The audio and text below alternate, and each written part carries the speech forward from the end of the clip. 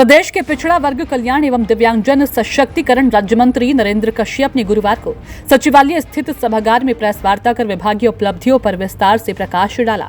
उन्होंने कहा कि मुख्यमंत्री योगी आदित्यनाथ की सरकार की सफलताओं से प्रभावित होकर विश्व विख्यात जगतगुरु रामभद्राचार्य के द्वारा स्थापित जगतगुरु रामभद्राचार्य दिव्यांग विश्वविद्यालय चित्रकूट को उत्तर प्रदेश सरकार के अधीन देने का फैसला लिया, जिसे उत्तर प्रदेश सरकार ने विधानमंडल द्वारा विधेयक पेश करके राज्य विश्वविद्यालय के रूप में मान्यता प्रदान कर दी है। अब उत्तर प्रदेश में दिव्यांगजनों की उच्च शिक्षा के लिए डॉक्टर शकुंतला मिश्रा राष्ट्रीय पुनर्वास विश्वविद्यालय सहित 2 विश्वविद्यालय हो गए हैं, जिनके माध्यम से दिव्यांगजनों को शिक्षित बनाकर सशक्त किया जाएगा।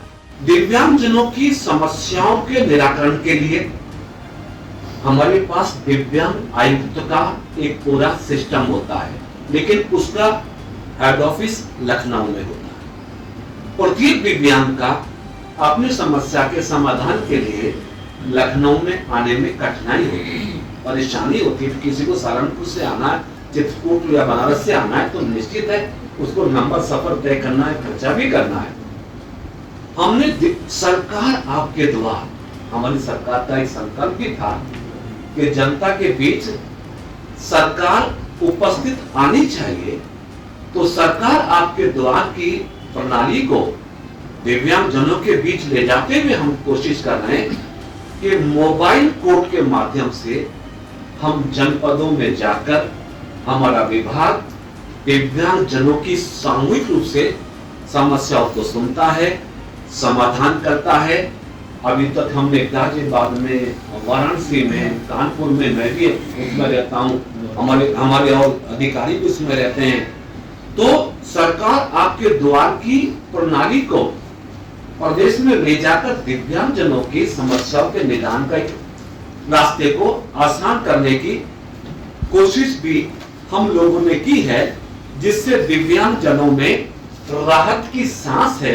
जिस समस्या के लिए उन्हें लखनऊ में आना पड़ता था, अब उनके जनपदों में भी उस समस्या को हम हल कराने में कामयाब हो। छात्रावास अनुरक्षण योजना पहली बार, मैं केवल आज जो 4-5 बिंदु उठा रहा हूं आपके सामने, ये वो बिंदु जो पहले कभी नहीं हुए, ये जो प्रथम बार हो रहे हैं। उत्तर प्रदेश में लगभग 103 छात्रावास पिछड़ा वर्ग कल्याण के माध्यम से संचालित हैं, निर्माण हुआ है। निःशुल्क सुविधा के रूप में पिछड़े बच्चों को यह सुविधा दी जाती थी, लेकिन एक कठिनाई थी कि उनके मेंटेनेंस का कोई हमारे पास मद नहीं था, जिसका दुष्प्रभाव ये होता था कि जो छात्रावास पुराना हो गया, उसमें कोई मेंटेनेंस की आवश्यकता हुई, कोई चीज गिर गई या कोई और काम हो गया, तो मेंटेनेंस करा पाना हमारे लिए संभव नहीं था।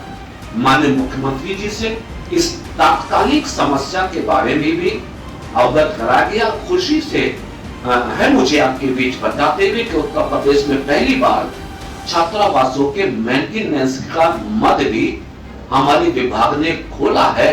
प्रारंभिक रूप में 1.25 करोड़ रुपए की व्यवस्था से हमने इस मद को संचालित किया है, यानी प्रदेश के अब सभी छात्रावासों को हम मेंटेनेंस करा के पिछड़े वर्ग के बच्चों की सुविधाओं को निरंतरता के साथ हम जारी कर पाएंगे।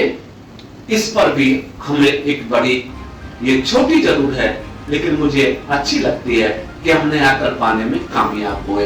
एक चीज और, छात्र छात्रा, ओबीसी छात्र छात्राएं, उनको स्कॉलरशिप पाने के लिए 31 मार्च तक प्रतीक्षा करनी पड़ती थी। इस साल भी जब हमने बच्चों को छात्रवृत्ति दी तो 31 मार्च लास्ट में तक भी पैसा जारी हुआ विभाग से।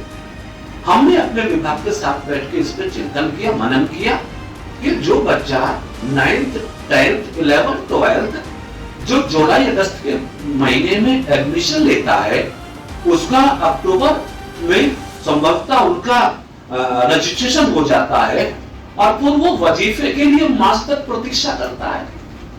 हम किसी बच्चे को स्कॉलरशिप देते हैं उसकी आर्थिक स्थिति को सुदृढ़ करने के लिए, उसकी पढ़ाई में उसकी मदद करने के लिए, और वो मदद मिले इसको 31 मार्च को।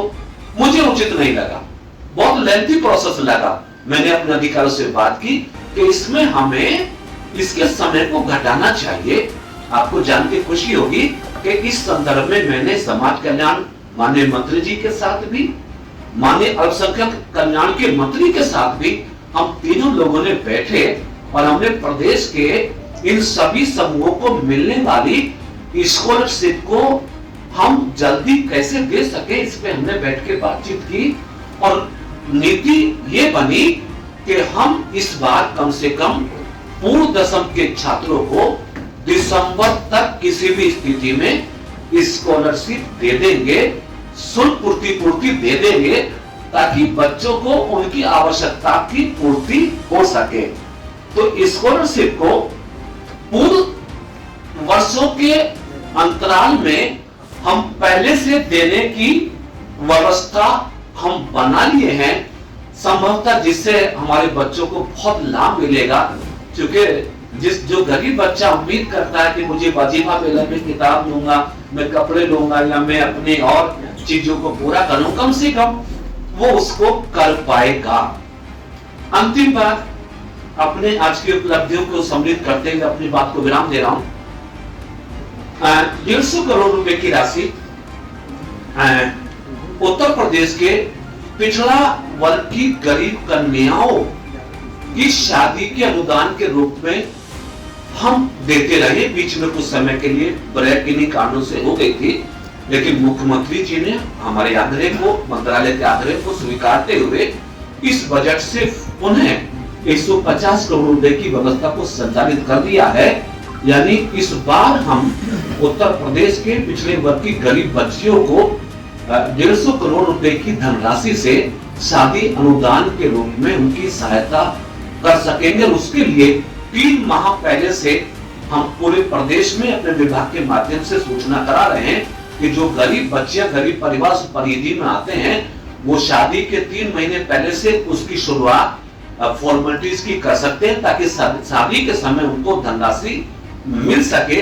तो ये धनराशि भी समय से मिले, ये कुछ प्रबंधन, कुछ व्यवस्थाएं हमने विभाग के माध्यम से कुछ बेहतर करने की कोशिश की है।